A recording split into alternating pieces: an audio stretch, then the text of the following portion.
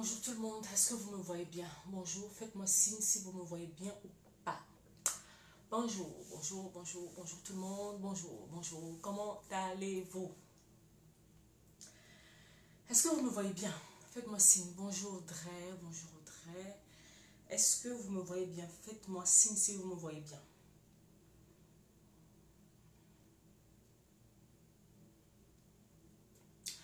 Bonjour tout le monde, comment allez-vous? Comment allez-vous? Comment allez-vous? Comment allez-vous?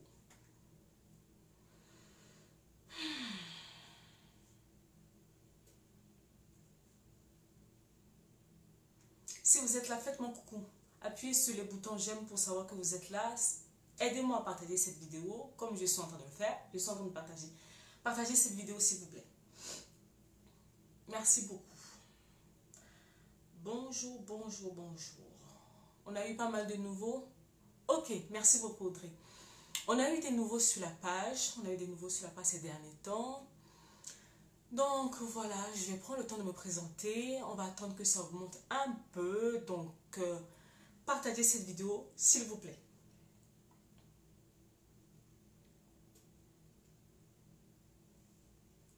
Comment allez-vous?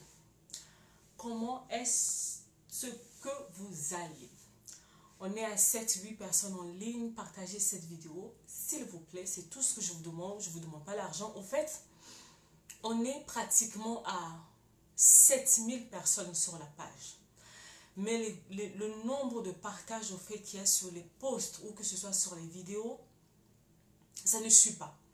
Donc, ce qui fait que quoi? En fait, les gens, ils viennent prendre les informations pour eux et puis ça reste là. Ils ne veulent pas faire bénéficier les autres personnes. Et ça, c'est pas bien en fait. Une chose qui te fait du bien, tu es censé le partager avec d'autres personnes pour que ça aide d'autres personnes.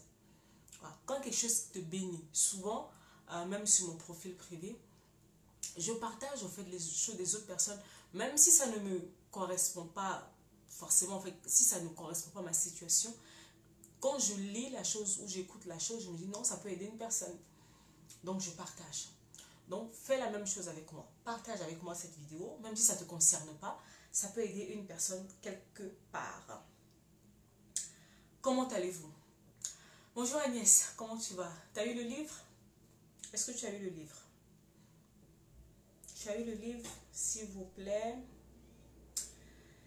Aidez-moi à partager cette vidéo. Elle est où? Elle est où? Elle est où? Elle est où? Elle est où? Je fais encore un dernier partage et puis on va commencer. Bonjour tout le monde. J'espère que vous allez bien.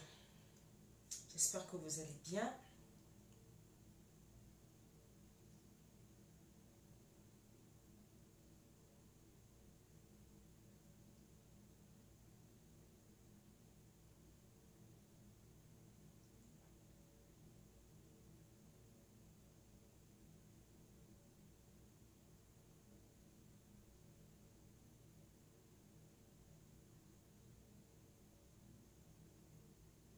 Voilà, ça y est, j'ai fini de partager la vidéo.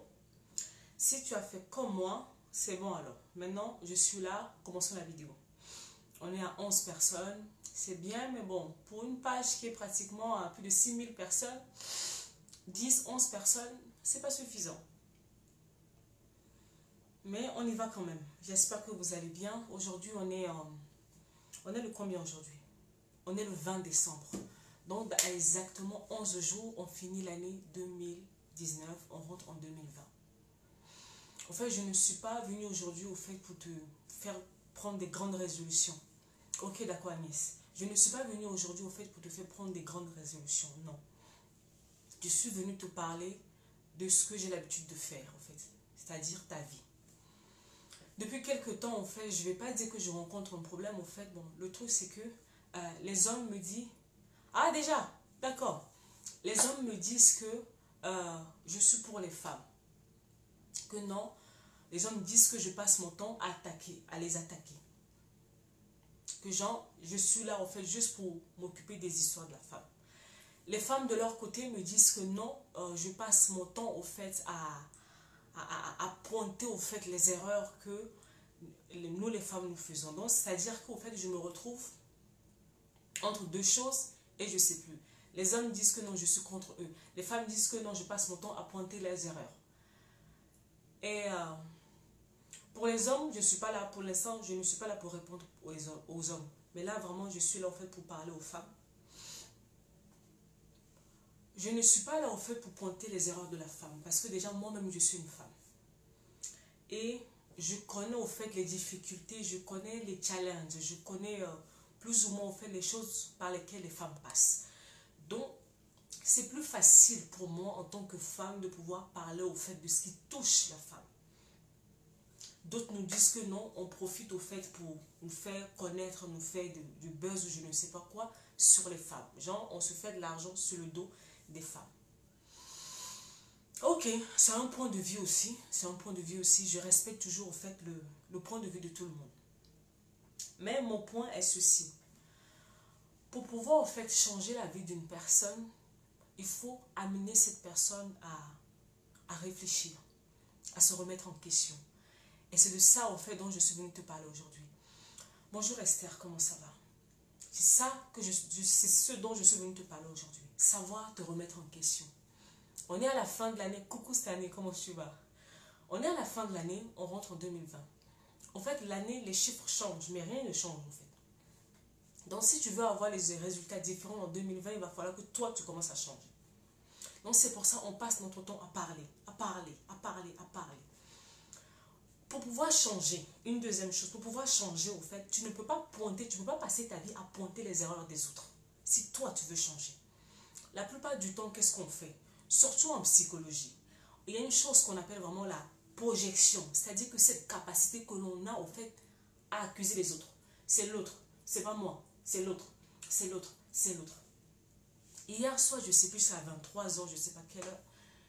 Il y a une dame qui m'envoie un message pour me dire « Non, Noélie, toi, de toute façon, sur ta page, tu ne pointes que les erreurs des femmes. » J'ai dit « Mais oui, parce que déjà, moi-même, je suis une femme. Tu veux que je pointe les erreurs de qui? Des hommes ou des enfants? Non, je pointe les erreurs de nous, les femmes, parce que ça concerne nous, les femmes. On est tout le temps là en train de se plaindre. Aujourd'hui, vraiment, les femmes, excusez-moi. Nous, les femmes, on aime se plaindre. On aime se plaindre. Ça ne va pas. Ça ne va pas. Ma vie, ceci. Et cela, c'est là. Et là, c'est nous. On nous trouve dedans.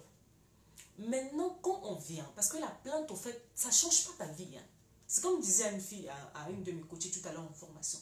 J'ai dit, depuis toi et moi, on va s'asseoir du 1er janvier au 31 décembre. Tu vas te plaindre du même sujet. Tu vas râler sur les mêmes choses. Mais rien ne change. Les plaintes ne changent pas les situations. Les murmures ne changent pas. Même pleurer là, ça ne change pas ta vie, au fait. Parce que tu vas pleurer, ça va te soulager. Mais quand ça va finir de te soulager, au fait, tu fais quoi? Quand tu vas finir de pleurer, ta réalité, elle est devant toi. Bonjour Lorenda. Ta réalité, elle est devant toi. Tu veux pleurer, tu peux pleurer toutes les larmes que tu veux. Mais après avoir pleuré, on fait quoi? C'est quoi la suite? Moi, c'est la suite qui m'intéresse. Le fait que tu pleures, le fait que tu te plains, tout ça, c'est bien, mais ça ne m'intéresse pas, en fait, parce que ça ne nous fait pas avancer réellement. C'est pour ça, par des moments, en fait, en formation, mes filles me disent que non, t'es trop dur. Non, je ne suis pas dure. Le truc, c'est qu'on est dans la vraie vie. Tu vas pleurer, tu vas te plaindre. Donc, de janvier jusqu'en décembre, on est assis et puis tu me ressasses les mêmes choses. Moi, je suis saoulée. Ah, les gens sont mauvais. Oh, les hommes sont mauvais. Oh, ma tante est mauvaise. Mon oncle est mauvais. Oh, l'autre est ceci. Tout le monde. Donc, toi, tu as des problèmes. Tout le monde est mauvais. Mais toi-même, à quel moment, en fait, tu te regardes, en fait? C'est ça le problème avec nous, les femmes. On est tout le temps, au lieu de se regarder à nous-mêmes, non, on est tout le temps, nos yeux sont toujours fixés sur les autres. Les autres ont fait, les autres ont dit. S'il vous plaît, partagez cette vidéo. Les autres, les autres, les autres, les autres, toujours les autres. Notre vie, c'est ça, les autres, les autres. Oh, pourquoi je pointe que les erreurs de femmes? Je suis une femme. Et je suis une femme parce que je passe ma vie tout le temps à écouter au fait les problématiques des femmes. Et puis on se dit, mais comment au fait on va aider ces femmes au fait à changer la donne? On est obligé de pointer du doigt au fait les choses qui les gênent au quotidien. On est obligé de pointer le genre de comportement dysfonctionnel qu'elles ont au quotidien pour qu'elles puissent se rendre compte que non, il y a quelque chose qui ne va pas. Il y a quelque chose de beau qui m'est arrivé sur cette page cette semaine. Je ne sais même pas si la personne s'est rendue compte, au fait. La personne m'a dit, Noélie, au fait, plus je te lis, plus je me rends compte qu'au fait, je suis dans la dépendance affective. Je me suis dit, waouh, c'est ça mon travail. C'est pour ça que je suis là, en fait. pour qu'une personne, au fait, se remette en question. Le travail qu'on fait ici, on n'est pas là en train de juger les gens, non. C'est pas mon boulot. Moi-même, ma vie, elle n'est pas parfaite. J'ai trop de problèmes. Là, vous me voyez là, j'ai trop de problèmes. Mais on est là, en fait, parce qu'on se dit, on va aider l'autre. Maintenant, l'autre croit que non, on est en train de le juger. L'autre croit que non, on est tout le temps en train de pointer ses erreurs. On n'est pas là en train de pointer tes erreurs. Au fait, on essaie de te mettre sur une piste de travail. Parce que tant que la situation dans laquelle tu es te paraît normale, rien ne bouge. C'est quand tu vas te rendre compte que non, ce que je vis là, ce que je fais là, c'est pas normal. C'est là où le travail commence. Tant que tu vas trouver ta situation normale, on ne va aller nulle part. Donc c'est pour ça que je te dis que non, les plaintes, les murmures, les pleurs, c'est bien. Ça va te soulager. Un moment. Mais si tu veux le changement réel, efficace, durable, il va falloir que tu te remettes en question. Ce que nous n'aimons pas faire. On n'aime pas se remettre en question. On n'aime pas. Les autres, on m'a fait, oh ceci, oh cela. Et puis, la suite déterminera les choses. Oui, on n'aime pas se remettre en question. On n'aime pas se remettre en question. Dites-moi, au fait, comment vous voulez changer vos vies si vous ne voulez pas vous remettre en question. On est tout le temps là en train de se plaindre. Oh, se plaindre, ma vie. Oh, Noélie, moi, ma vie là. Ah, Noélie, les hommes sont mauvais. Ah, Noélie, regarde ceci. Mais tout ça là, je suis d'accord. Mais revenons à la base. La remise en question. Est-ce que tu te remets en question? Est-ce que ça t'arrive en fait de te remettre en question? Est-ce que ça t'arrive, tu es assis et puis tu te dis, non, moi-même ma vie là, ça va pas. Ma vie là, ça va pas. Est-ce que ça va pas ma vie? Qu'est-ce qui se passe? Qu'est-ce que je ne fais pas comme il faut? Non. On est toujours là pour accuser les autres. Accuser les autres. Accuser les autres. Accuser les autres. Accuser les autres. Accuser les autres. Jusqu'à quand? Pendant que tu es là, au fait, tu es focalisé. Tu es focalisé sur les erreurs des autres. Ta vie ne bouge pas, en fait. C'est le même problème, en fait, que pour les gens qui sont dans les critiques, dans les Congossa, dans les papatos, tout ça, là. C'est ça. Pendant, en fait, que tu es occupé, au fait, à pointer la vie de l'autre. Toi-même, ta vie, là, est là. Ta vie est d'or. C'est ce que j'ai fait pendant des années. Pendant des années, vous savez, ma vie était dans un état tellement minable. Et je n'aimais pas ma vie. En fait, souvent, les gens qui aiment, en fait, s'affairer sur la vie des autres, c'est parce qu'eux-mêmes, leur vie, là, ça ne leur plaît pas. Il n'y a rien d'extraordinaire dans leur vie. Donc, c'est mieux de s'occuper de la vie des autres. Pendant ce temps, ils ne s'occupent pas de la leur. C'est comme ça que j'ai passé ma vie. Mais des années. Toujours en train de parler des gens. Ah, tu sais, ah, tu es au courant de ceci. Tellement on me connaissait. Vous savez comment on m'appelait? On m'appelait FBI. Mais pourquoi FBI? Parce que tous les histoires dans la vie des gens, ça venait toujours chez moi. Ça commençait chez moi. J'étais celle qui connaissait la vie de tout le monde. Et puis le pire, c'est que j'en étais fière. J'en étais fière de connaître la vie des gens. Pendant ce temps, les gens, eux, ils avançaient. Moi, j'étais là au fait de ma vie minable. Jusqu'à ce qu'un jour, je me suis dit, non, Noélie, ça ne va plus en fait. Les autres sont de l'avancée. Tu es là, tu les critiques. C'est toi qui connais leur vie. C'est toi qui fais ceci. Mais eux, au moins, ils font quelque chose de leur vie. Toi-même, tu es là. Ta vie, là, c'est comment? C'est là que je me suis dit, non, Noélie, enlève ta bouche de la vie des gens. J'ai commencé à me remettre en question. J'ai compris que non, à l'heure là où on est là, j'ai trop de... Non, cette année, rigole pas. À l'heure là où on est là, j'ai trop... Ma vie est en chantier. Quand je vous dis non, rangez vos vies, occupez de vos vies, je me parle à moi-même. Ma vie est en chantier. J'ai trop de choses à faire. Je n'ai pas le temps de m'occuper de la vie de quelqu'un. Donc, je n'ai pas le temps d'aller pointer les erreurs que les autres font. Oh non, l'autre a fait ceci, l'autre a fait cela. Ton problème est où? On a dit, toi, pour t'occuper de ta vie. Ta vie, là, l'état dans lequel ta vie elle est, est-ce que ça te plaît? C'est la question que moi, je suis venue te poser, au fait, aujourd'hui. L'état dans lequel est ta vie à l'heure où on parle, à l'instant T, est-ce qu'elle te plaît? Si ça ne te plaît pas, donc ça veut dire que tu as du travail et que tu n'as pas le temps de t'occuper de quelqu'un. On est là quand on parle. On parle. Pourquoi tu rentres dans les mauvaises relations? Pourquoi quand les hommes bien viennent, tu ne veux pas? Tu cherches seulement les gens qui vont te donner mal à la tête. Il y a ça. Pourquoi tu vas de relation en relation? Il y a ça. Pourquoi, au fait, quand tu sors d'une relation, tu ne prends pas le temps de faire le ménage dans ta vie, dans ton cœur, tu vas dans une autre relation? Il y a ça. Donc, il y a tellement de problèmes sur toi. Pourquoi tu manques de confiance en toi? Pourquoi quand tu commences les choses, tu ne vas pas jusqu'au bout? Pourquoi? pourquoi tu es dans une relation. Aujourd'hui, en fait, les questions que je pose là, c'est ce que j'ai l'habitude de vous poser sur la page. Je les repose aujourd'hui.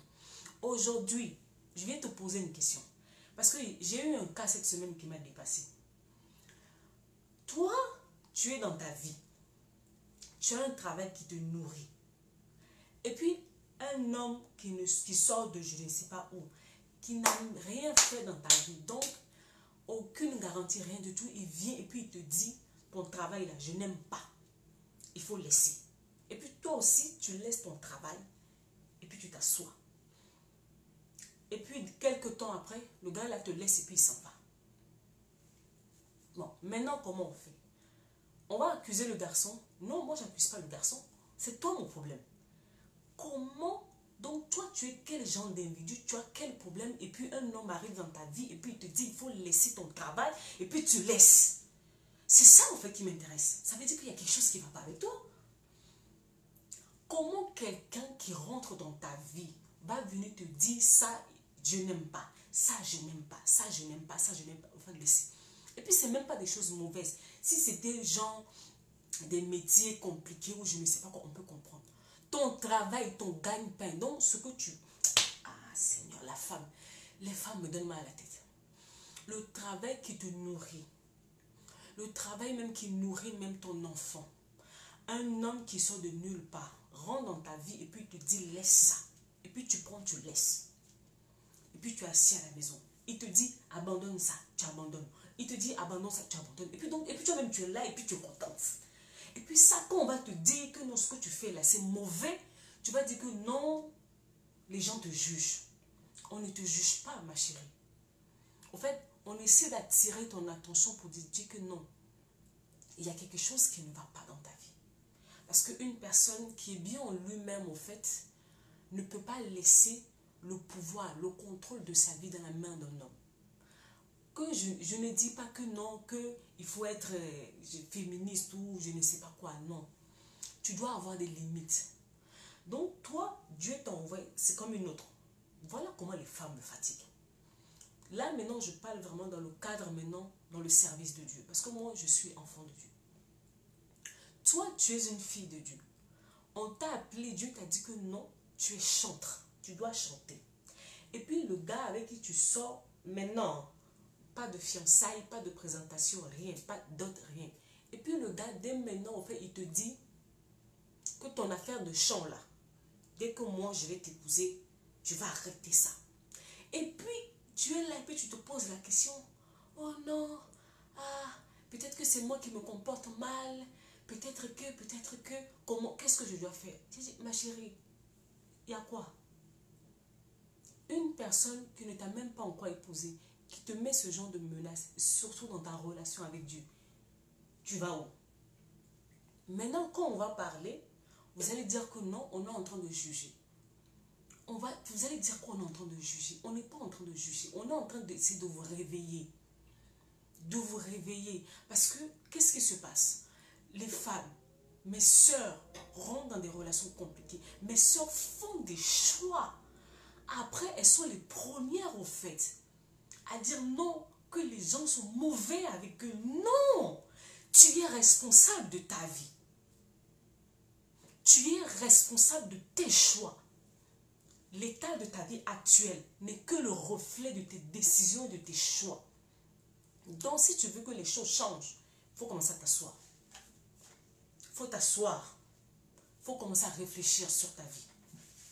Il faut commencer à réfléchir sur tes choix. Pourquoi j'agis comme ça? Pourquoi je suis dans cette relation? Pourquoi je fais telle chose? Pourquoi je fais telle chose? On ne fait pas de remise en question. On ne le fait pas. Donc, nous, on est là seulement pour être là. On est là. Donc, on fait. Mais jusqu'à quand, en fait? Jusqu'à quand? On va continuer dans ça jusqu'à quand? 2019 en train de finir, on va en 2020. Tu vas recommencer encore les mêmes choses. Tu vas recommencer encore les mêmes choses, les mêmes choses, les mêmes choses, les mêmes choses. Et puis un jour, ah, de toute façon, tous les hommes sont mauvais. Non, non, non, non, non, non, non, non. Tu es responsable de ta vie. J'aime beaucoup ce que mon coach a dit cette semaine. Mon coach a dit, une femme, c'est une femme qui décide de la personne qu'elle accepte dans sa vie. Mais le problème avec la femme, c'est que la femme ne se connaît pas. La femme accepte tout. Elle ne sait pas que non, elle a la possibilité de faire le choix, de faire le tri. Que ce n'est pas parce qu'on te propose quelque chose que tu dois dire oui. Quand on te propose quelque chose là, si ça ne t'arrange pas, il faut dire non. Ce n'est pas obligé. Toi, une jeune fille à peine de 25 ans, parce que le gars, il est là, il ne fait rien de bon même, il te fatigue même ton esprit, et puis on te dit quitte dans ça. Tu dis non. Oh non, moi j'ai déjà 25 ans, j'ai déjà perdu d'autres relations, si je perds ça encore, comment je vais faire? Ma chérie, est-ce que tu t'aimes? Tu t'aimes? Est-ce que tu t'aimes réellement en fait? Parce que si tu t'aimes, l'estime de soi, est-ce que tu t'aimes? Une personne, déjà même dans le mariage là, une personne te prend la tête là, c'est compliqué. La personne n'a encore rien fait, la personne te montre son vrai visage. C'est ça un autre problème que nous les femmes on a. Aujourd'hui je suis venue pour les femmes. La personne te montre son vrai visage. Hein. Oh non, ça va aller. Ah bon? La personne te dit que non, ce que tu fais là, quand moi je vais t'épouser, tu vas arrêter ça. Tu vas arrêter ton travail. Tu vas arrêter ta passion. Tu vas arrêter de travailler sur ta destinée. Et puis toi aussi tu es là. Ah mais j'ai déjà 25 ans. Si je rate ça là, comment je vais faire? Ma chérie, tu t'aimes? Est-ce que tu t'aimes assez? Est-ce que tu t'aimes assez? L'estime de soi. Est-ce que tu t'aimes?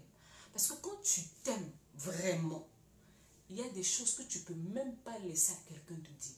Déjà, lui-même, déjà, quand il voit ton visage, là, il y a des choses qui ne peuvent pas te sortir. Il y a des choses qui ne peuvent pas te sortir parce que, en fait, c'est toi qui lui laisses le temps pour qu'il vienne te dire ce genre de bêtises. Moi, tu es venu me voir dans ma vie, dans mon identité, dans mon parcours avec Dieu, dans ma destinée, et puis tu vas venir me dire, non, il faut arrêter ton travail. Coucou, tu vas arrêter ton travail. Ça va commencer par où, en fait? Voilà le genre de comportement qu'on décrit au quotidien. Les femmes, prenez le temps de travailler sur vous. Prenez le temps de travailler sur vous. Travaillez votre estime. Travaillez votre estime. Travaillez votre confiance en vous. Travaillez votre confiance en vous. La dernière fois, je disais que non, ta destinée est plus importante que le mariage. On m'est tombé dessus. Les femmes me sont tombées dessus. J'ai dit, mais tu vois, il y a des mariages qui sont des cimetières. Il y a des mariages qui sont des cimetières. Les blessures intérieures, le manque de confiance en soi, une faible estime de soi va te pousser dans une mauvaise relation, va te pousser à aller t'attacher à une mauvaise personne. Et tu vas croire que tu aimes cette personne. Non, en réalité, au fait, c'est parce que tu es dépendante affective. Tu t'accroches à cette personne, tu te maries à cette personne. Et tu rentres dans le mariage. La personne te dit, moi je ne veux plus que tu fasses ci, je ne veux plus que tu fasses ça. Je ne veux... Donc, tu te perds en fait. Tu rentres dans un mariage, mais tu te perds. Tout ce qui fait ta personne, tout ce qui te fait la personne que tu es, il te l'arrache. Il te l'arrache. Et maintenant tu es dans le mariage, mais tu es un zombie. Tu ne sais plus, tu es perdu, tu ne te retrouves plus. Tu ne te retrouves plus et tu es là. Oui, c'est vrai, tu as eu le mariage. Oui, c'est vrai, tu as eu la bague au doigt. Mais après, ta vie s'arrête après? Est-ce que ta vie s'arrête après le mariage? Non, il y a une vie après le mariage. Il y a beaucoup de choses que tu dois faire après le mariage, en fait. Mais maintenant, si tu fais le mauvais choix, tu vas me dire, oui, Noélie, le divorce existe. Ok. Mais le divorce laisse des traces. Le divorce laisse des traces dans ta vie, en fait. Chaque relation qui échoue dans ta vie, en fait, laisse des traces en toi. Chaque relation qui échoue, que ce soit de ta faute, que ce soit de la faute de l'autre, laisse quelque chose en toi. Quand c'est encore dans les fréquentations, ça va. Mais quand ça arrive jusque dans les mariages, sortir de là, tu peux sortir. Mais le après est difficile. Est-ce que tu es obligé d'aller jusqu'à ce genre d'extrémité? Je ne pense pas. Je ne pense pas. C'est ce qu'on essaie de dire tous les jours. Les femmes, vous allez où? Cette semaine, j'étais en train de parler avec une fille.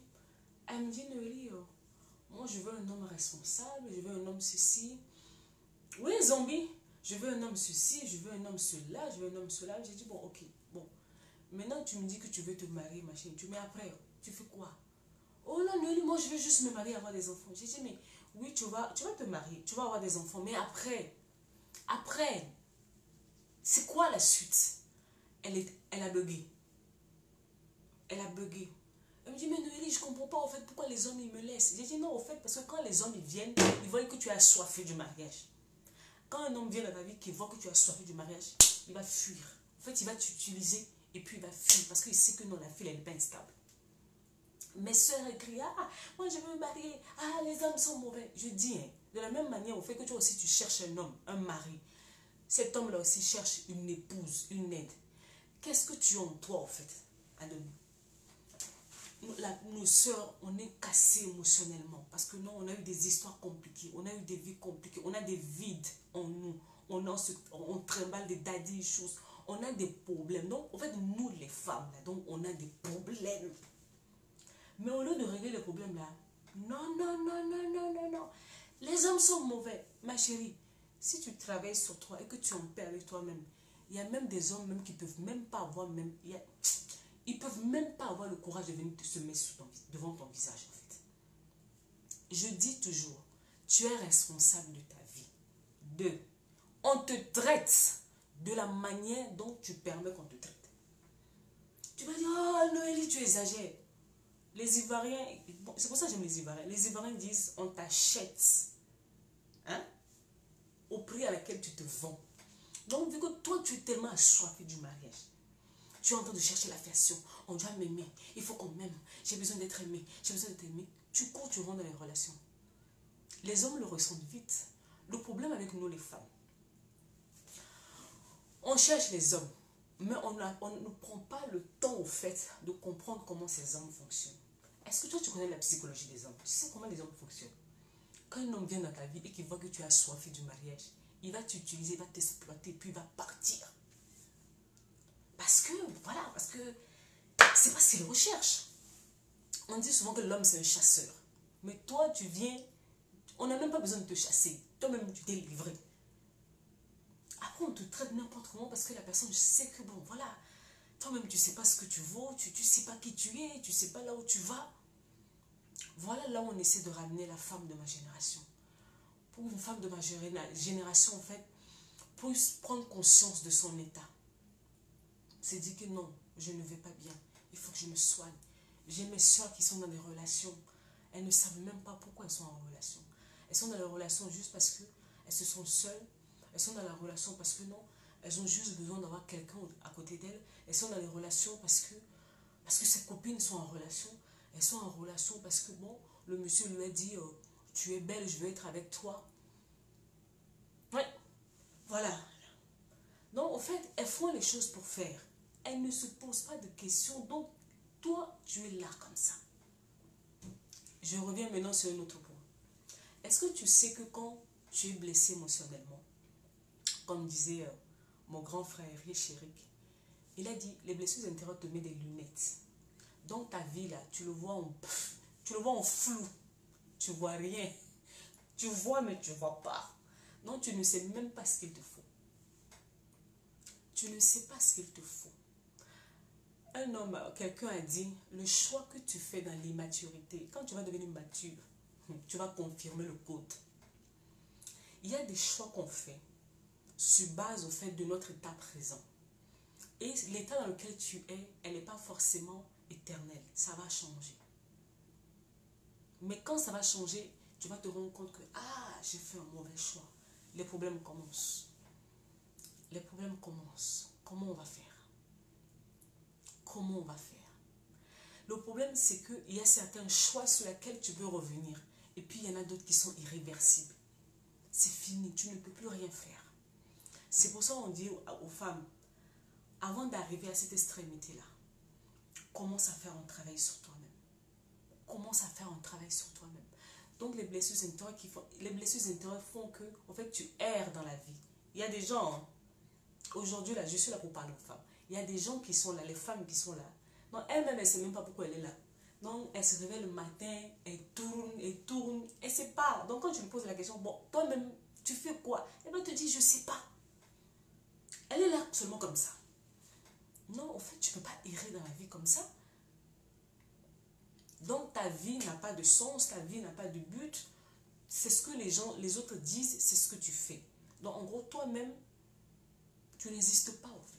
Tu es là seulement comme ça. Tu fais les choses, comme tu fais le suivisme. Coucou Sandra, tu fais le suivisme. Tu suis les gens, tu suis le mouvement, tu suis la foule. Combien de choses nous faisons en suivant la foule? Alors que tu n'es pas censé suivre la foule. La foule, elle est trompeuse, en fait. La foule, elle est trompeuse. La foule te dit, il faut faire taille 34, 36. C'est ce que la foule te dit. Mais est-ce que toi, tu es obligé de faire ça? Tu n'es pas obligé. Mais parce que tellement tu ne sais pas ce que tu veux, toi aussi, tu vas commencer à faire le régime, aller faire des opérations pour rentrer dans du 36, dans du 34. C'est ce que les femmes de ma génération font. Elles rentrent dans les relations parce que les copines ont dit que non, il faut rentrer. Il y a des moments, il y a des hommes qui viennent le voir. Elles-mêmes, dans leur fort intérieur, elles savent que non, l'homme là, c'est pas bon pour moi. Mais sa copine a dit non, c'est bon. Parce que sa copine a dit, elle va rentrer dedans. Mais elle va rentrer dedans, elle va commencer à souffrir. Elle va commencer à souffrir. Elle va enchaîner les relations comme ça. Et quand elle va sortir là-bas, elle ne fait pas le point. Elle ne fait pas le point. Elle enchaîne une autre relation. Elle enchaîne, elle enchaîne, elle enchaîne, elle enchaîne. Toute sa vie, là, c'est comme ça. Sa vie, c'est comme ça, en fait. Tu arrêtes ça quand? Il faut que tu te remettes en question. Pas les autres. D'abord toi-même. Dans toutes les choses qui t'arrivent dans la vie, tu as ta part de responsabilité. 2020 arrive. J'ai dit 2020 arrive, rien ne va bouger. C'est toi qui changes. Si tu ne changes pas, tout va rester pareil. Et le changement demande des actes. Parler, se plaindre, expliquer. Pendant un moment, ça va. Mais en fait, ça ne t'amène pas loin. Ça ne t'amène pas très très très loin en fait. Quand on dit passer à l'action, l'une des choses qui fait que ta vie bouge, c'est de poser des actions concrètes. Concrètes. Il ne suffit pas juste de dire que non. Ah Noélie, moi vraiment, moi-même je vois que ma vie là, ça ne va pas. Hein. Non, moi-même je sais que non. Oui, ok, ça, ta vie ne va pas, mais qu'est-ce que tu fais? Il y a des personnes, en fait, qui ne sont pas conscients de leur état. Ça, c'est une chose. Et puis, il y en a d'autres qui sont conscients, mais qui ne veulent rien faire. Ça, c'est le plus dangereux. Et c'est la partie, au fait, qui m'énerve même dans l'histoire. Tu sais que ça ne va pas. Mais tu ne veux rien faire. Pourquoi? Parce que tu as peur. La peur. On revient à cette histoire. La peur. La peur de quoi? La peur d'affronter son histoire. La peur d'affronter son histoire. Je me suis rendu compte qu'au fait, les gens, ils ont peur de leur passé. Ils veulent aller mieux, ils veulent se sentir mieux, mais ils ne veulent surtout pas, alors mais surtout pas, qu'on touche là où ça fait mal. Comment on fait? C'est comme ça, vous allez voir une personne qui est malade, là je parle même physiquement en fait.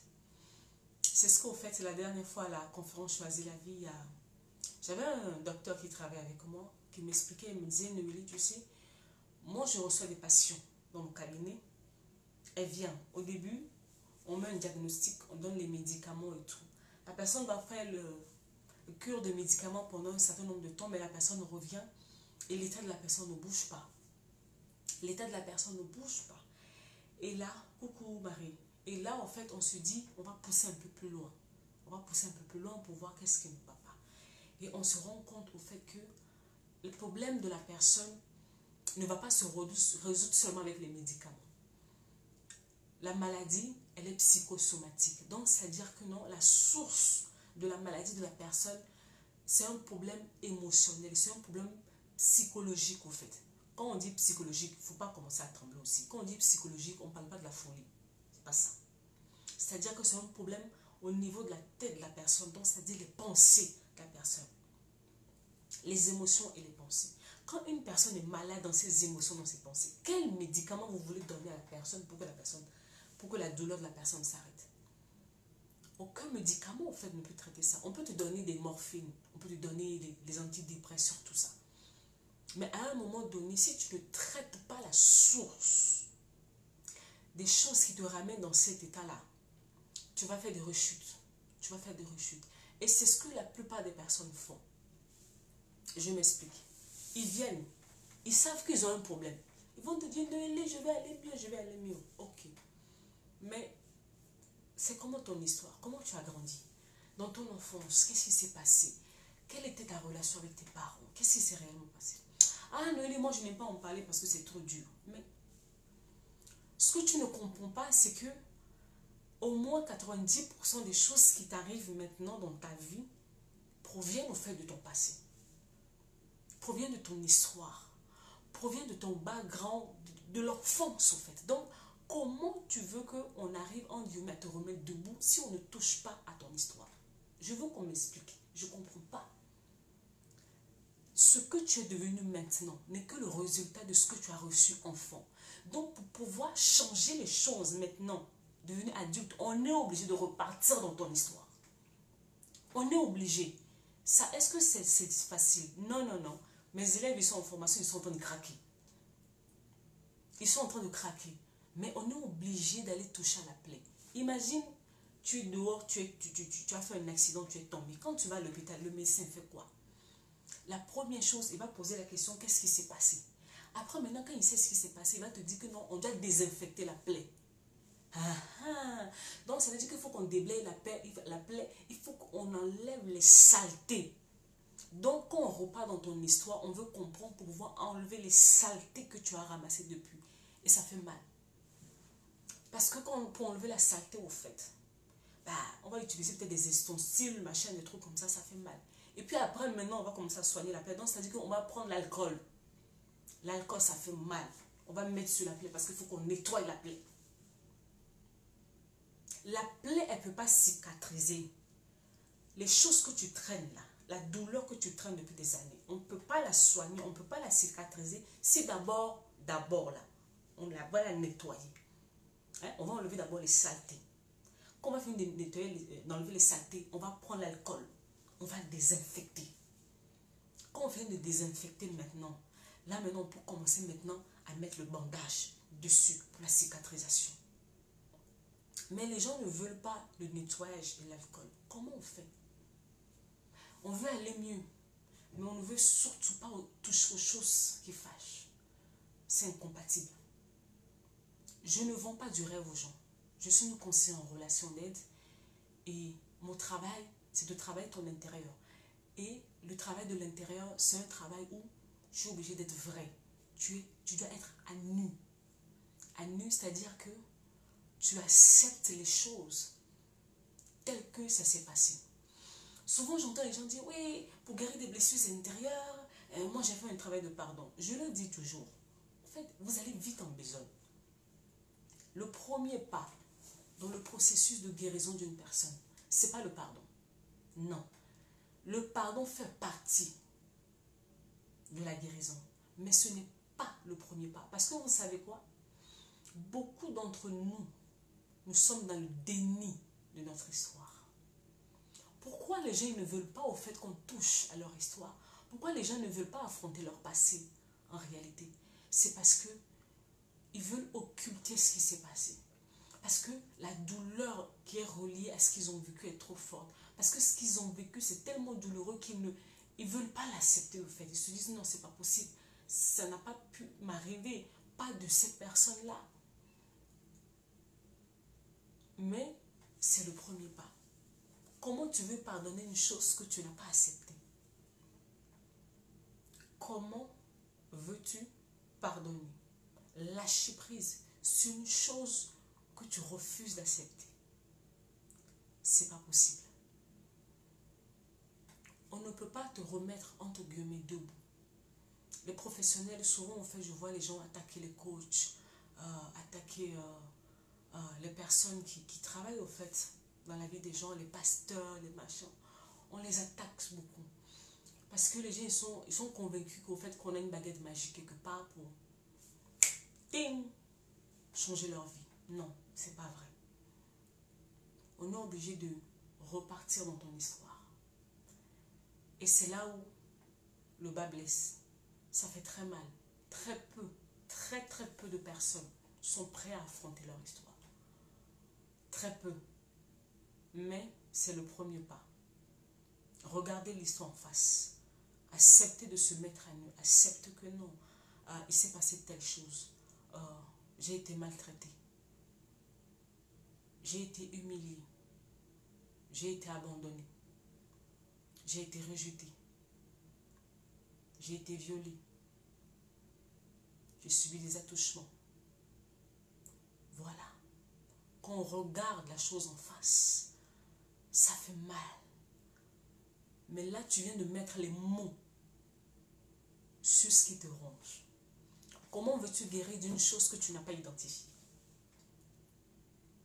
Comment veux-tu guérir d'une chose que tu n'as pas identifiée? Quand on parle ici, c'est pour que vous arrivez déjà à identifier là où vous vous trouvez.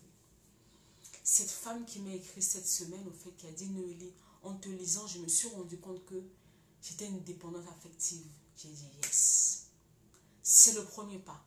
Elle a reconnu que non, elle était une dépendante affective. Mais maintenant, il faut aller plus loin. Ça vient d'où? Cette dépendance vient d'où? Toutes les choses dans lesquelles nous nous retrouvons maintenant adultes ont commencé quelque part dans notre vie. Peut-être une parole, un mot, une attitude, un geste, quelque chose en fait, qui nous a fait basculer dans cet état. Il faut remonter. Il faut remonter à l'origine de cela. Et quand on met la main sur le problème, là maintenant on peut commencer à travailler. Donc ça veut dire qu'on est obligé de repartir dans ton histoire. On est obligé. On est vraiment obligé. Il n'y a pas de... Il n'y a pas de recette miracle au fait. À chaque fois je dis aux gens, il n'y a pas de recette miracle. Parce que le jour où tu acceptes ce qui s'est passé, le travail a commencé. Le jour où tu acceptes ce qui t'est arrivé dans la vie, là tu commences à guérir. Là tu deviens responsable. Tu n'accuses plus les autres. Ok, il m'est arrivé ça. D'accord. Maintenant je veux sortir de là. Il est une chose de se rendre conscience de son état, de ce qu'on a vécu. Et il a une autre maintenant de se dire, bon, maintenant, excusez-moi, je suis restée assez victime. Je suis... Comment... Oui, comment veux-tu guérir d'une chose que tu n'as pas identifiée? C'est ça en fait. En fait, voilà, Richéry vient de mettre la main sur ma présence sur les réseaux sociaux. Vous savez quoi? Pendant des années, en fait, j'ai souffert des choses que je n'arrivais pas à identifier. Bonsoir, docteur. Comment ça va? Pendant des années, j'ai souffert des choses que je n'arrivais pas à identifier. J'étais mal. Mais personne autour de moi ne comprenait mon mal. Et on me disait de prier. On me disait de prier, on me disait de faire plein de choses, mais ça ne se réglait pas, en fait. Je bataillais avec le rejet au quotidien. Vu que je me rejetais, je rejetais les personnes qui étaient autour de moi. Je rejetais mon mari, je rejetais mes enfants, je rejetais mes amis, je rejetais ma famille, je rejetais même Dieu. Parce que je ne comprenais pas, parce que c'est tout ce que je connaissais en fait. C'est tout ce que je connaissais, le rejet. Et je ne savais pas comment faire. Et dans ce rejet-là, j'avais beaucoup de répercussions. Donc, je ne souriais pas. Maintenant, vous me voyez, je souris. Avant, je ne souriais. J'étais une personne, je ne souriais pas. Le jour où certains d'entre vous vont rencontrer mon mari, vous allez lui poser la question. Quand il m'a rencontré, je ne souriais pas. Parce que je ne vois pas pourquoi je vais sourire, en fait. Parce que ma vie était dans un état minable. Moi, je n'avais pas envie de sourire. Je ne souriais pas. Je m'habillais tout le temps en noir. Si je n'étais pas en noir, j'étais en gris. J'avais tout le temps peur. Je ne pouvais pas prendre la parole. Donc, même pour aller faire les démarches administratives, j'étais incapable de placer 2 mots de suite. Je ne pouvais pas affronter une personne même qui me fait du mal, j'étais incapable de dire à cette personne, tu m'as fait du mal. Je peux pas, j'étais terrorisée en fait dans ma vie. Mais personne ne me comprenait. Déjà, moi-même, je ne me comprenais pas ce qui m'arrivait. Et personne ne me comprenait. Jusqu'à ce que, au fait, un jour, Dieu me dit, Noélie, regarde telle chose dans ton histoire, dans ton parcours. Regarde, il s'est passé ça, il s'est passé ça, il s'est passé ça, il s'est passé ça. C'est ça qui t'a ramené au fait dans cet état. Révélation. Donc vous imaginez, les choses se sont passées peut-être il y a 20 ans en arrière. J'ai lutté avec ça. Et jusqu'à ce que j'apprenne que, au fait, ce que je suis devenue maintenant n'est que le reflet, au fait, de ce que j'avais subi, de ce que j'avais reçu toute ma vie. Comment sortir de là? C'est là où le travail a commencé. La première chose, c'est que j'avais décidé de choisir la vie. Je voulais vivre. Parce que j'avais tellement connu le rejet qu'à un moment donné de ma vie, au fait, j'étais persuadée que le seul moyen pour moi d'être bien, c'était de me supprimer. Vous imaginez jusqu'à ce niveau là où les blessures peuvent vous ramener. Tu penses à t'ôter la vie. Parce que je sais qu'il y a beaucoup qui sont dans ce cas-là. Beaucoup. La dernière fois, j'ai parlé du suicide sur la page. Mon inbox était rempli. J'étais tellement mal dans ma peau que j'étais persuadée que le seul moyen pour moi d'aller mieux, de ne plus être une charge, de ne plus être un poids pour les autres, c'était de me supprimer. J'ai essayé une fois, 2 fois, mais ça n'a même pas marché d'ailleurs, donc je suis là. Tant que tu n'as pas mis les mots sur ce que tu vis, tant que tu n'as pas identifié ton mal, tu ne vas aller nulle part. Et pour pouvoir identifier ton mal, une personne doit te mettre sur la piste. Parce que tu es tellement embourbé, au fait, dans ta situation, que tu n'as plus l'esprit, au fait, critique. Il faut maintenant un professionnel. Il faut maintenant un œil extérieur à ta situation pour venir te dire, attention, ce que tu fais là, c'est pas normal. Ce que tu fais là, voilà. Ça, la dernière fois, quand on était à la conférence Choisis la vie, j'avais dit au docteur Stéphanie de beaucoup parler par rapport à la dépression, surtout au fait, comment reconnaître une personne qui est déprimée autour de nous. Nous avons beaucoup de personnes qui ne vont pas bien autour de nous, mais on ne sait même pas les détecter. On ne sait pas au fait. On ne sait pas les détecter. Parce que la personne qui est malade émotionnellement autour de toi n'aura pas toujours le visage fermé. Non. Ça va être une personne qui va sourire, qui aura le sourire H24. Mais une personne qui sourit tout le temps ne signifie pas que cette personne va bien. Il y a des moments, il y a des attitudes, il y a des paroles qui vont trahir cette personne. Donc, en fait, dans nos milieux, dans nos quotidiens, on doit pratiquer ce qu'on appelle l'écoute active. Il y a entendre et puis il y a écouter. Entendre, tu entends, mais écouter implique autre chose. Il y a des moments, il suffit juste d'une parole. Juste de quelque chose pour nous. Voilà, c'est ça. C'est pour ça qu'on est là. Pour vous pousser. Pour ça que vous pensez souvent qu'on est là, on vous juge. On pointe vos erreurs. Non. En fait, on essaie juste de te réveiller. Parce que la blessure t'endort, en fait. Tu es tellement embourbé dans ta blessure que... Vous savez qu'il y a des gens qui sont tellement habitués à la souffrance. Ils sont tellement restés dans un état. Dans un état que finalement ils trouvent ça normal en fait. Donc ça ne leur dit plus rien de chercher à faire les choses autrement. Ça a toujours été comme ça. Donc on ne cherche même pas à faire autrement ou je ne sais pas quoi. Non, on accepte la situation. C'est comme une fatalité.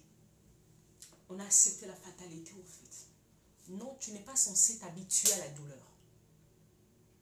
Parce que tu n'as pas été créé pour la douleur, tu as été créé pour la vie. Et la vie englobe beaucoup de choses. La douleur, la souffrance, tout ça, en fait, ramène à la mort. Une personne qui souffre, cette personne peut se faire du mal. Une personne qui souffre peut se faire du mal. C'est pour ça que tu dois choisir la vie. La dernière fois, je parlais avec un de mes grands frères, je lui disais, vous venez de voir Choisir la vie. Moi, Choisir la vie, je l'ai porté depuis des années. Parce que c'est mon histoire. À un moment donné, je partais. Parce que tellement je souffrais à l'intérieur. Et Déjà, je ne me comprenais pas. Je ne comprenais pas ce qui m'arrivait. Les personnes autour de moi ne me comprenaient pas. Ils essayaient de faire de leur mieux en priant pour moi.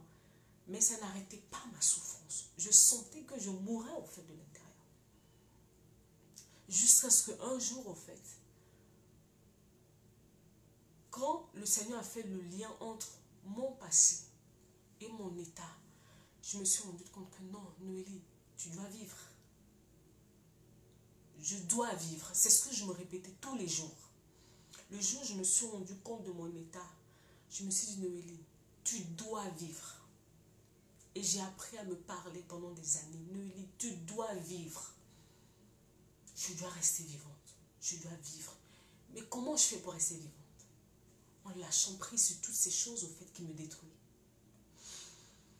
Hier, une jeune fille a écrit sur la page, j'étais en train de parler par rapport au pardon. Et la jeune fille dit, c'est difficile de pardonner aux autres. Je suis d'accord avec elle, c'est vrai.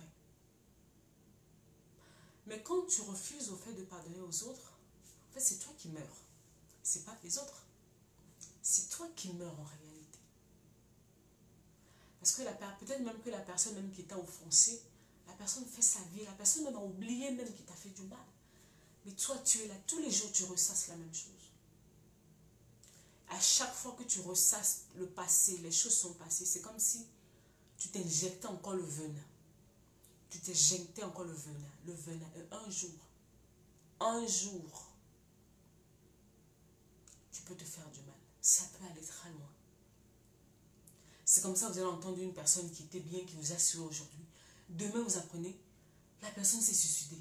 Et qu'est-ce qui s'est passé? Non, ça n'a pas commencé le jour-là. Ça a commencé depuis. C'est quelque chose qui se... C'était une lutte, une bagarre dans la tête de la personne. Et vu que personne n'a détecté cette bagarre, la personne est partie au pire. Au pire. Donc, vraiment, les gens sont autour de nous. Pratiquons l'écoute active. Au-delà de ça, il faut que tu te remettes en question. Nous ne sommes pas là pour te juger. Le premier point, dans mon travail en tant que conseiller en relation d'aide, je ne juge pas. J'écoute pour comprendre. Parce que quand j'écoute ton histoire, je comprends pourquoi tu agis comme ça en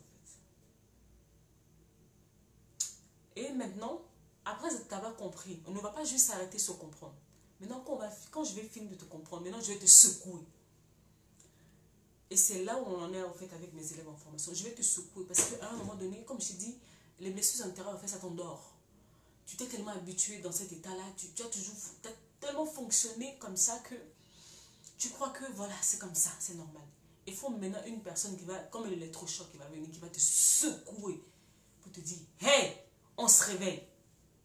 On reprend le contrôle de sa vie. Ce qui s'est passé, c'est fini.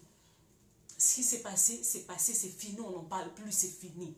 La suite, on va où? 2020, tu vas où en fait? 2020, tu vas où? Qu'est-ce que tu veux pour 2020?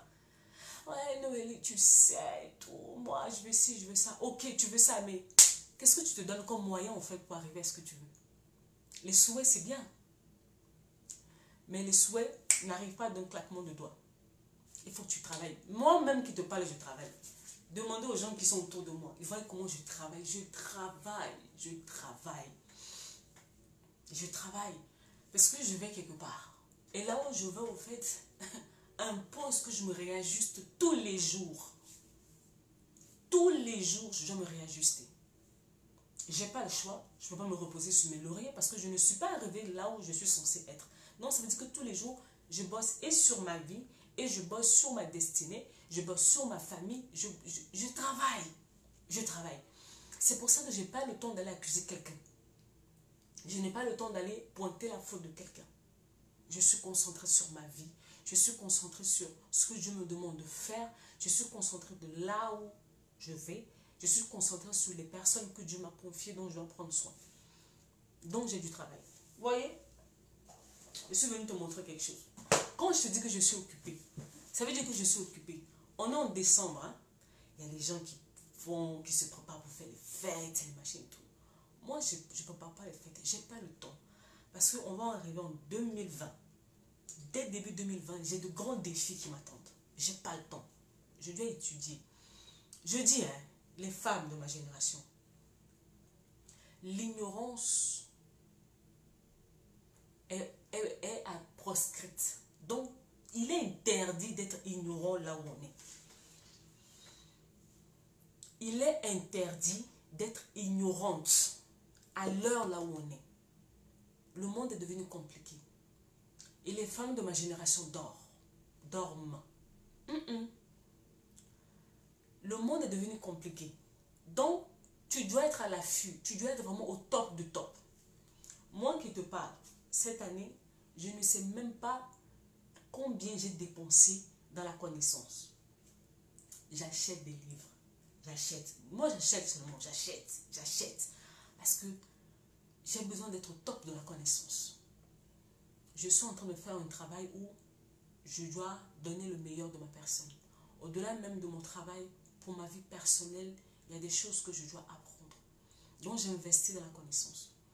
Depuis quelques années, j'ai arrêté de m'acheter. Je ne dis pas que acheter les trucs de femmes, c'est pas bien. Non, c'est pas ce que j'ai dit. Mais en fait, il y a des saisons dans la vie. Il y a des saisons où tu dois acheter des sacs, des chaussures, des habits, bref, tout ce que tu veux. Et puis, il y a des saisons où tu dois investir dans la connaissance. Parce que la connaissance est capable de te préserver de beaucoup de choses. Beaucoup de choses. Beaucoup. Énormément de dégâts. Il y a des relations dans lesquelles tu ne rentreras plus au fait quand déjà tu comprends comment la psychologie de l'homme fonctionne. Quand tu sais que non, il y a des hommes qui sont toxiques. Il y a des hommes qui sont manipulateurs. Quand il y a des choses que tu ne feras plus parce que tu apprendras que non, que tu es dépendante affective, que tu as des daddy issues, que tu es blessé émotionnellement, que tu manques d'estime de soi-même. Quand tu as ces connaissances, il y a des choses que tu feras autrement. Mais tu ne veux pas investir dans la connaissance. Non. Je vois ici, quand on veut vendre les habits, les chaussures, tout ça, je vois les gens courir, ils vont acheter. Mais mets seulement un livre. Ah, il n'y a pas le PDF. On n'est pas prêt à investir en fait en nous, dans la connaissance. On n'est pas prêt. On aime bien en fait investir dans les trucs de l'extérieur. Mais l'intérieur, en fait, on n'aime pas. Alors que ta plus grande richesse, c'est de l'intérieur. Le changement dans ta vie commence par l'intérieur. La dernière fois, j'écrivais sur la page. J'ai dit, là, je suis en train de parler aux femmes qui prient. La Bible dit, mon peuple périt faute de connaissance. Mon peuple périt faute de connaissance. On n'a pas dit parce qu'il ne prie pas beaucoup.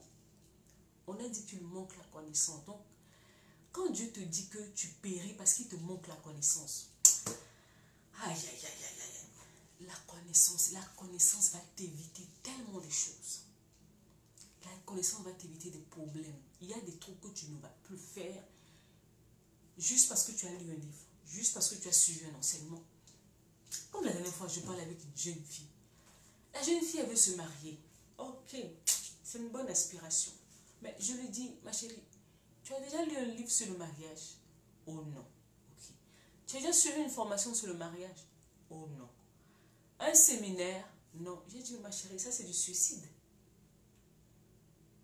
Ça c'est du suicide que tu fais contre ta propre vie. Quand tu souffres dans un domaine, dans chaque domaine où tu souffres, c'est parce qu'il te manque la connaissance dans le domaine. À l'heure là, moi-même, je suis en train de chercher la connaissance. Vous savez, tous les jours, j'apprends. Tous les jours, j'apprends moi-même. Tous les jours. Regarde. On est en décembre. Regarde tous les livres que j'ai achetés, rien que pour décembre. Et c'est pas fini. Il me reste 2 livres qu'on m'a pas encore livrés. Seulement pour le mois de décembre. Toi, tu es en train de préparer les fêtes. Moi, je suis en train de lire. Toi, tu prépares les fêtes qui vont durer 24 heures, 48 heures. Moi, je suis en train de préparer 2020. La connaissance. Un homme de Dieu a dit, la connaissance te placera au-dessus de ta génération. Quand tu as la connaissance, il y a des choses que tu ne peux plus subir. je prie que les femmes de ma génération aient soif de la connaissance. La connaissance. Même maintenant, même si tu ne veux plus même acheter les livres, j'ai dit, hein, tu achètes des choses par mois, même si tu achètes même un livre par mois, ça fait quoi? Là, ça c'est le livre sur la psychogénéalogie. Est-ce que vous savez que non, il y a des blessures intérieures qui n'ont pas commencé par toi, mais qui ont commencé peut-être depuis tes grands-parents, qui sont tombés sur tes parents. Tes parents, ils ne les ont pas arrêtés et c'est tombé sur toi. Est-ce que tu sais ça? D'autres ne le savent pas. Mais il y a d'autres qui le savent. Ça existe. Tu te retrouves au fait dans des choses maintenant, au fait qui ne sont même pas liées à toi, en fait. Tu as juste hérité de ça. Se libérer des blessures familiales. La psychogénéalogie. Donc, il y a des choses qui traînent dans la famille depuis. Ça passe de génération en génération. Et souvent, dans ce cas de figure, on peut trouver la colère. Il y a d'autres personnes qui ont hérité la colère, en fait. Il y a d'autres personnes, c'est la tristesse. Il y a une forme de déprime dans la famille. Voilà. Donc, c'est peut-être quelque chose qui n'a pas commencé avec toi, qui a commencé bien avant. Mais comment tu le sais, en fait, si tu n'as pas la connaissance? Donc, ça veut dire que tu vas traîner avec des choses pendant des années que tu ne sais pas. L'ignorance est mauvaise. Là, les maladies psychosomatiques. Comme tout à l'heure, je disais, il y a des maladies au fait que les médicaments ne guérissent pas, en fait.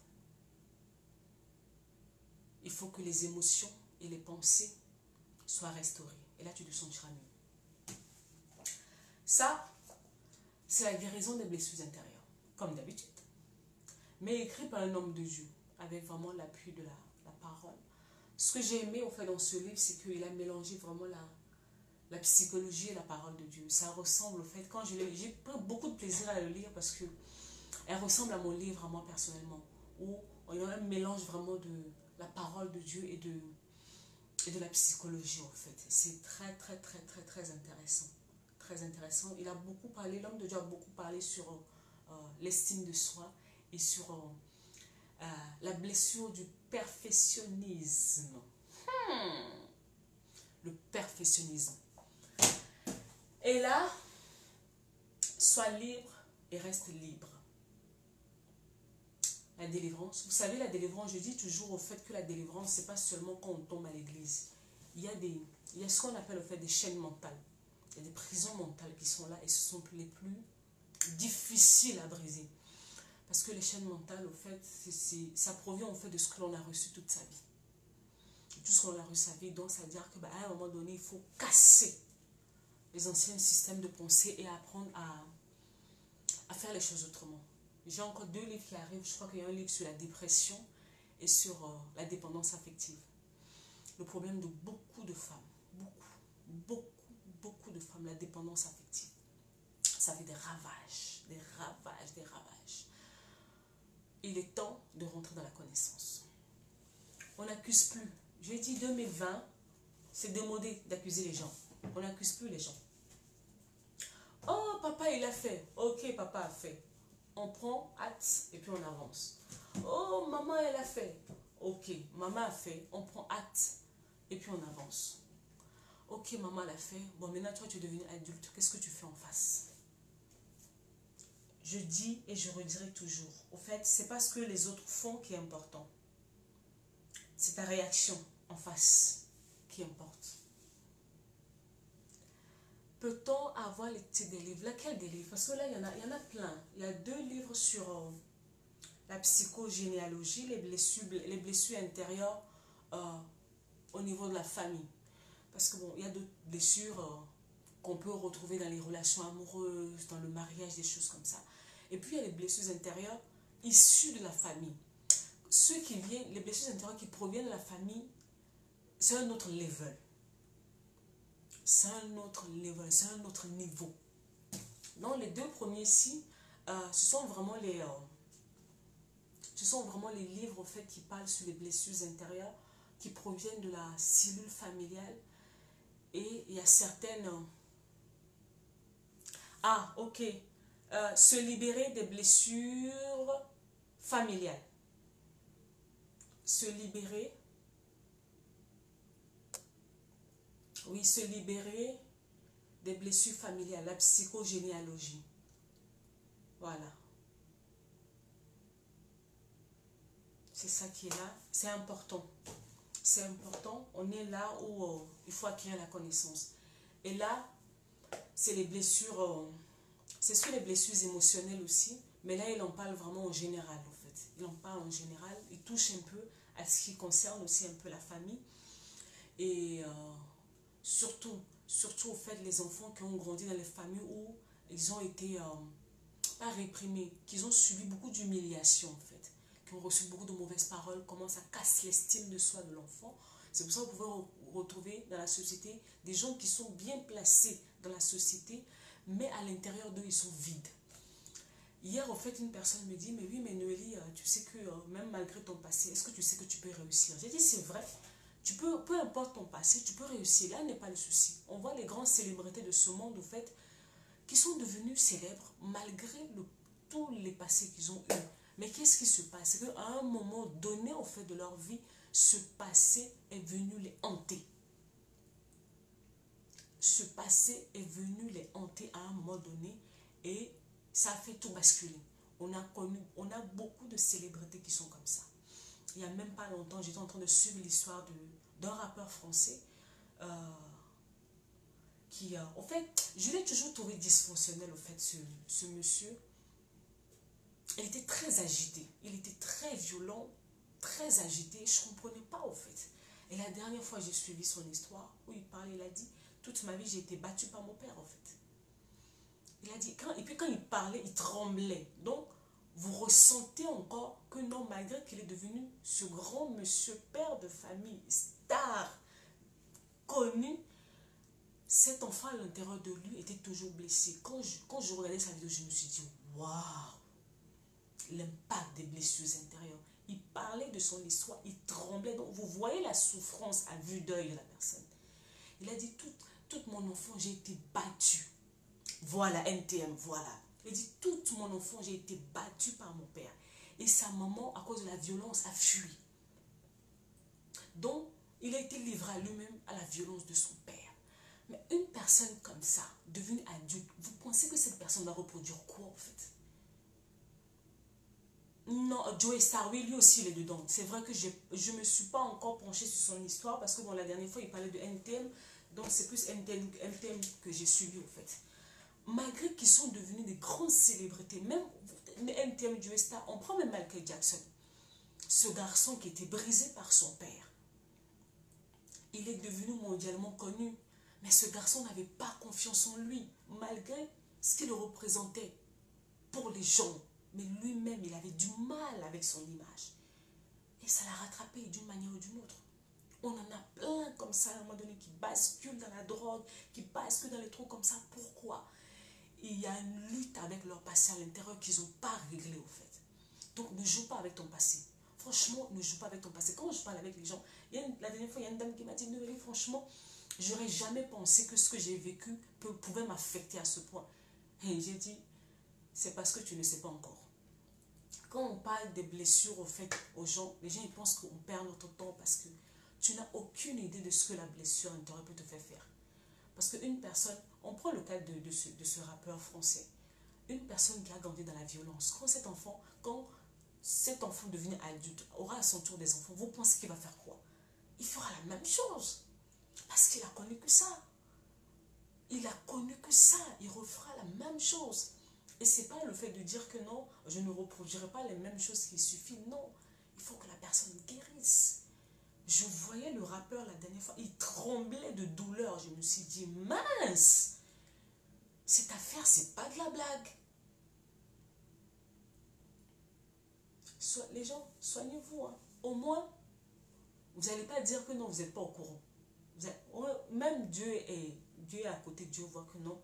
Un jour, vous avez suivi une fille sur Facebook qui vous parlait sur les blessures intérieures. Ne jouez pas avec vos vies. Ne jouez pas avec votre passé. Votre passé, vous pouvez construire votre empire, faites tout ce que vous voulez. Si vous ne réglez pas votre passé, tôt ou tard, c'est ça qui viendra en fait. Paf! De saper. Bon, j'ai fini pour aujourd'hui. Est-ce que quelqu'un a une question? Donc, je disais, 2020, on n'accuse plus, hein. On n'accuse plus les autres. Il faut arrêter ça, c'est démodé. On n'accuse plus les gens. On se remet en question, on prend les décisions qu'il faut et puis on avance. 2020, on se prend au sérieux. On prend sa vie au sérieux. En fait, si tu ne prends pas ta vie au sérieux, qui va le prendre au sérieux? Choisis la vie. Choisis la vie. Choisis la vie. Les blessures intérieures, c'est des poisons. Ça te détruit. Ça te détruit. Tu fais semblant. Mais quand nous, on n'est pas là, quand tu fermes ta porte, tu pleures. J'ai fini. Qui a une question par rapport à la vidéo ou prochaine formation? Ah, la prochaine formation, là pour l'instant, franchement, je ne sais pas. En début d'année, là, parce que là, je suis en formation jusqu'au mois de février. Après février, je vais bouger. Là, franchement, je ne sais pas. Je ne peux pas donner de date, en fait. Pour l'instant, je ne sais pas. Il y a beaucoup de choses qui sont en cours de faisabilité, au fait, pour moi. Mais c'est pour ça que je dis que non, il faut que je me concentre sur ma propre vie parce que moi-même, j'ai trop de défis, au fait. J'ai pas mal de choses que je dois faire, là, en début d'année. Donc, pour l'instant, je ne peux pas donner de date, au fait, pour la prochaine formation. Il faut que j'attende au moins d'ici la fin, après les fêtes, début d'année. Là, je vais être clair dans mon planning. Et là, je peux dire quelque chose. Mais là, pour l'instant, je ne sais pas. Je ne sais pas du tout. Mais je ne pense pas que ça va être avant au mois d'avril. Pas avant avril. Ouais, parce que avant, c'est mort. Déjà, cette session, j'y suis jusqu'en février. Jusqu'en début février. Donc, voilà. Parce que ça prend du temps. Quand je pars en formation comme ça, je pars au moins pour 2 mois. Et là, on a commencé début décembre. Donc, on va faire tout janvier jusqu'à début février, en fait. Et après, il faut que je souffle un peu parce que je fais des accompagnements individuels aussi. Et puis après, il faut que je me prépare. Je commence à me préparer pour mes choses à moi. Et puis bon, on verra bien. On verra bien. Bon. Qui a une autre question par rapport à la formation ou une autre, même pas une question comme ça? C'est comment? Personne n'a de questions?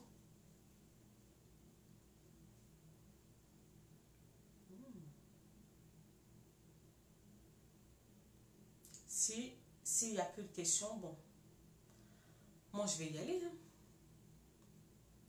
Je vais y aller. Et puis voilà. Ça commence quand? Non, là, la prochaine, comme dit là pour l'instant, de toute façon je l'annoncerai sur la page. Mais je ne pense pas qu'il va y avoir une autre section avant avril, en fait. Pas avant avril. Pas avant avril, donc voilà. C'est pour ça que pour la session de décembre, j'ai beaucoup communiqué là-dessus. Parce que je sais que la prochaine session, en fait, bonjour Ludovic, parce que je sais que la prochaine session, ça va prendre du temps pour venir. Parce que bon, c'est une formation qui me demande énormément de temps. Donc je dois m'assurer, au fait, d'être libre. Et là, j'ai pas mal de choses, de programmes en cours. D'ici là, vous allez avoir toutes les nouvelles. Donc, voilà. D'autres questions? Est-ce que quelqu'un a des questions? Non? Bon, s'il n'y a plus de questions, il va être 15 h. Merci beaucoup, je me suis découvert. Merci de rien, Sandra. Merci à toi aussi. Mon travail, c'est de pousser à la réflexion, pousser à la prise de conscience et après, de prendre ta vie en main. Voilà ce pourquoi je suis sur les réseaux et rien d'autre. Donc, voilà. Je vous laisse alors et puis, parce que bon, je ne pense pas que je vais faire encore une autre direct avant le début d'année.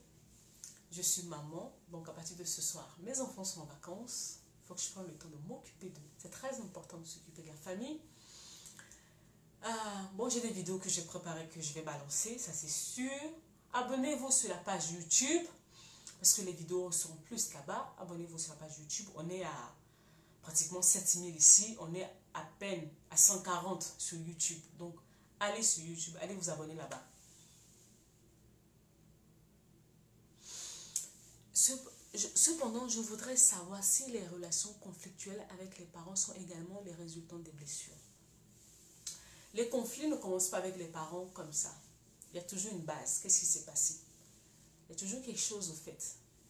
Peut-être que le ou les parents ne font pas ce qu'il faut. Ou ils ont une attitude qui ne vous plaît pas, qui vous dérange. Ou ils vous ont dit peut-être des paroles qui vous ont blessé. Ce qui, consciemment ou inconsciemment, au fait, peut téléguider au fait sur votre relation. Et puis il y a d'autres, ce sont des parents en fait qui ne veulent pas en fait lâcher prise sur les enfants. Donc arrivé à un moment donné, ça crée un conflit au fait qui est là. Donc à chaque fois qu'on est en conflit avec les parents, c'est toujours, c'est issu de quelque chose. C'est la chose là qu'il faut découvrir maintenant en fait. Ça a commencé comment? On ne se réveille pas du jour au lendemain pour commencer à faire des conflits avec ses parents. C'est pas possible. Il y a toujours quelque chose qui s'est passé en amont. C'est ça le plus important en fait. C'est ça le plus important. Qu'est-ce qui s'est passé? Pourquoi vous en arrivez à cette extrémité? Est-ce que c'est un problème qui vient de vous personnellement? Vous avez peut-être fait quelque chose qui a déplu aux parents? Est-ce que c'est eux qui ont fait quelque chose qui vous a déplu? Voilà, il faut analyser au fait. Il faut analyser. Ça peut être... Moi, je sais que pendant un moment, où je suis en conflit avec mes parents, c'est parce que j'étais blessée. J'étais blessée parce que ils ont fait un certain nombre de choses au fait qui m'ont heurté. Qui m'ont heurté. Ce qui fait que, voilà, on est en conflit.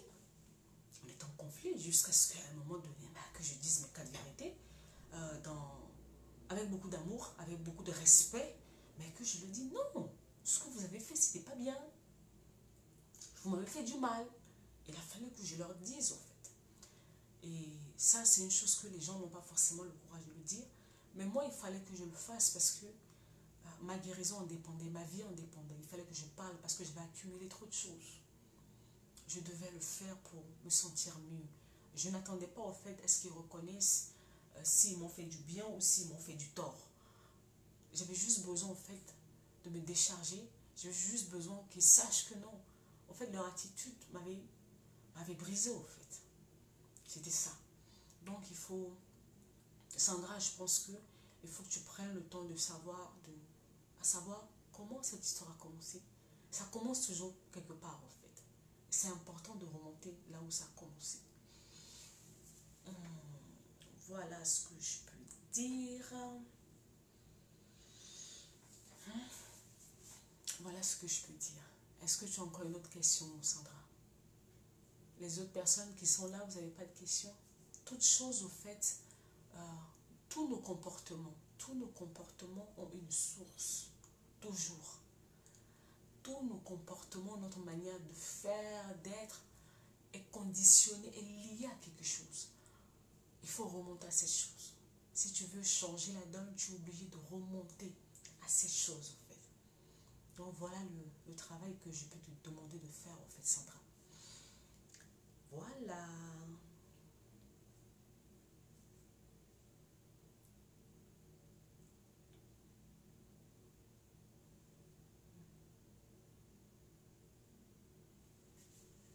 C'est bon?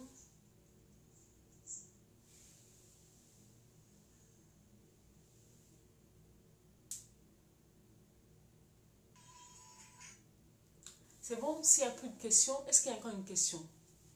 S'il n'y a plus de questions, il va être... Bon, là, il va être 15 heures. Je vais y aller. Aujourd'hui, j'ai beaucoup parlé, hein? Oh, d'habitude, je ne parle pas autant. De rien, Sandra. D'habitude, je ne parle pas autant. Prenez soin de vous. Passez de bonnes fêtes. Pas trop d'excès. Prenez soin de vous, de votre famille. Et on se voit d'ici là. Je suis là sur la page. Je vais continuer à fracasser les posts. Pour les posts, je suis là. Mais pour les vidéos comme ça va être difficile parce que mes enfants ils seront à la maison. Il va y avoir beaucoup de bruit. Et donc, voilà. Comment travailler son caractère? Au fait, Le caractère, c'est un ensemble en fait de choses. C'est un ensemble de notre personnalité innée et de notre environnement et de ce que l'on a reçu. Donc, merci Sandra. Donc, en fait, le caractère peut être bon au début, mais à cause des circonstances au fait de la vie, ça peut basculer. Donc, pour pouvoir, en guillemets, changer de caractère, c'est-à-dire que vous reconnaissez qu'il y a des failles. Et maintenant, ces failles-là, comment ils sont arrivés? C'est ça. On revient toujours à la même chose. Il faut remonter. Avant, j'étais quelqu'un de très... Au début de ma vie, j'étais une personne très calme. Mais j'avais subi un certain nombre d'injustices qui a fait que j'étais devenue une personne très colérique. J'ai été déformée. Ma personnalité, avec tout ce que j'ai vécu autour, ont fait que mon caractère a été déformé. Et pour que je redevienne celle que j'ai été, il a fallu qu'un travail se fasse. Donc toutes ces mauvaises choses que j'avais reçues, tous ces bombardements externes que j'avais reçus, au fait, je devais travailler sur ça. On revient à la même chose. Il faut travailler sur ça. Il y a des personnes, là je reviens vraiment sur la colère, au fait, souvent au niveau du caractère. Les personnes qui sont agressives, les personnes qui sont, les personnes qui disent non, moi je dis la vérité. Non, moi je dis la vérité, je suis comme ça, je dis la vérité. Non, au fait, tu n'es pas comme ça. Il y a quelque chose qui est arrivé, peut-être que tu as minimisé même, mais qui a fait que non, tu es devenue la personne que tu es. Et il faut revenir à cette chose. Il faut revenir. Qu'est-ce qui s'est passé? Tu étais comment avant? Qu'est-ce qui s'est passé pour que tu deviennes comme ça? Très important. Parce que moi, à un moment donné, j'étais devenue colérique à un niveau, on ne pouvait rien me dire. On ne pouvait rien me dire parce que j'explosais. Pourquoi? Parce que j'avais subi tellement d'injustice, j'avais beaucoup de colère à l'intérieur de moi. Il fallait que je lâche prise sur la colère pour pouvoir être apaisée. Quand une personne est apaisée de l'intérieur, en fait, tout le reste suit à l'extérieur. Quand une personne est agitée de l'intérieur, ça va avoir de l'impact sur son extérieur. Ouais, donc, en fait, la colère est liée à quelque chose, à un événement, à une histoire, à quelque chose. Et c'est à ça qu'il faut s'attaquer, en fait. C'est à ça qu'il faut s'attaquer. Tant que vous ne serez pas en paix avec vous-même, ça aura des répercussions. Il ne suffit pas juste de dire que non, à partir d'aujourd'hui, j'arrête de me mettre en colère. Non. Alors, il faut remonter vraiment à la source, au fait, de cette colère. Comme tout à l'heure, je le montrais, il y a des choses, au fait, qu'on a héritées qui sont vraiment dans la famille. Il faut voir aussi cette colère-là. Est-ce que ton papa était comme ça? Est-ce que ta maman était comme ça? Est-ce que c'est quelque chose dans la famille ou c'est quelque chose qui était particulier à toi? Il faut voir aussi. Ça change beaucoup la donne, en fait, dans le travail. Voilà tout ce genre de petits détails, au fait, on s'occupe à la formation Choisis la vie. Donc, voilà. Bon, il est 15 heures. Il faut vraiment que j'y aille maintenant. J'ai des choses à faire. Je vous souhaite vraiment bon après-midi. Si vous avez d'autres questions, n'hésitez pas, envoyez-moi en privé, en inbox, et puis je ferai le nécessaire. Merci beaucoup. Au revoir tout le monde.